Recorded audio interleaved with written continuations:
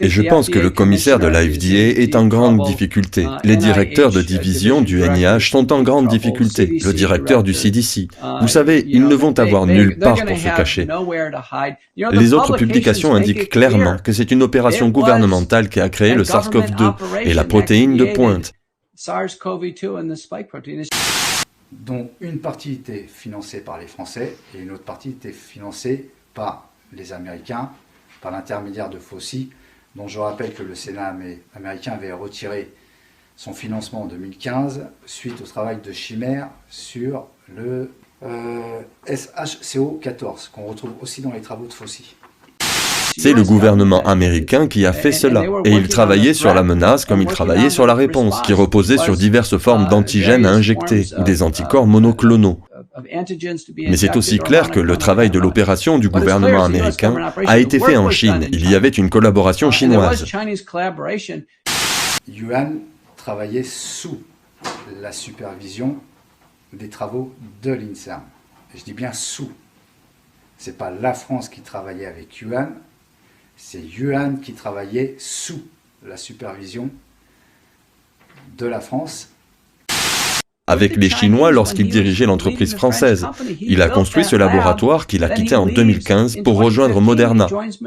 Vous connaissez le PDG de Moderna, Stéphane Bancel. Il était le PDG de bioMérieux. Et il a construit le laboratoire de biosécurité à Wuhan. Qui s'appelle BGI, c'est un Beijing Genomic Institute, qui est tenu à Shenzhen et à Yuan en Chine.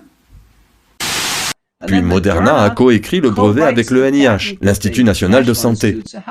Vous avez probablement entendu parler de Moderna qui a attaqué Pfizer en justice pour ce brevet. J'allais justement vous poser la question. Oui, Christy, les gens m'ont demandé mon avis. Je leur ai dit oui. Vous savez, c'est avec ça que tout devient clair. C'est donc le brevet principal pour les vaccins à ARNM. C'est un brevet maître. Celui-ci est aux États-Unis. C'est sur le site de Moderna, mais ça s'applique vraiment à toutes les injections de Covid-19. Et nous le savons, parce que lorsque la crise a été annoncée aux États-Unis, 3 jours plus tard, Moderna annonçait déjà avoir un produit. Par exemple, vous avez fourni des données montrant que vous avez testé ces vaccins depuis 2017, 2018, 2019. Alors, comment êtes-vous capable de tester ces vaccins, mais ensuite, quand nous avons découvert ce virus en décembre 2019? Comment peuvent-ils avoir un produit en 3 jours? On ne peut pas inventer quelque chose en 3 jours. C'était prévu. Tout était prévu. Car c'est ainsi que s'affichent certaines pages du contrat entre Moderna et la Commission européenne. Donc, je vous demande, pensez-vous que c'est juste pour nous tous? Parler de ces vaccins, parler de rappels, parler de produits médicaux alors qu'on ne connaît pas les clauses de ces contrats? Donc la question directe pour vous, Monsieur Bancel, c'est quand allez-vous publier intégralement les contrats que vous avez à la fois avec la Commission européenne et avec les États membres de l'Union européenne? Nous avons tous été surpris. Nous pensions que cela s'était produit du jour au lendemain, ou au cours des 2 dernières années. Mais ne vous y trompez pas, cela avait été prévu depuis les années 90, n'est-ce pas? Il faut beaucoup de temps pour rédiger un brevet et le déposer. Cela prend beaucoup de temps. Moderna et le gouvernement américain ont écrit le brevet sur le produit il y a longtemps. Nous avons pu interroger des scientifiques à travers la planète entière, avec qui aujourd'hui on a pu obtenir des documents par la levée toujours du Freedom Act Information.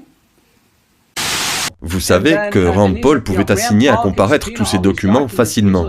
Et puis, 6 d'entre eux ont été filmés. Ceux-là ont été filmés. Il était clair que c'était prévu. Il s'agissait de faire face à une menace pour pouvoir y répondre. Beaucoup d'entre eux sont des sortes de scénarios fictifs. Dont le rôle est de pouvoir, d'ici 2023, récolter plus d'1 million de génomes séquencés entiers de l'être humain, sachant que pour récolter un génome, il faut l'autorisation de l'individu. Or, grâce au test RT-PCR, ils vont pouvoir voler le génome de chaque être humain sans lui demander son autorisation. Et Peter Breggin avait dit qu'il y avait une chronologie. Il nous a introduit dans cette chronologie de 36 événements de préparation à la pandémie depuis 2012. 36, dont 25 ont généré des documents. Il y a maintenant 3 études, l'une est de Farkas et de ses collègues, publiées en médecine militaire, déclarant que le SARS-CoV-2 est une arme biologique. Où nous avons la preuve que SARS-CoV-2 est bien un gain de fonction afin d'établir une arme biologique. La preuve, elle est absolue.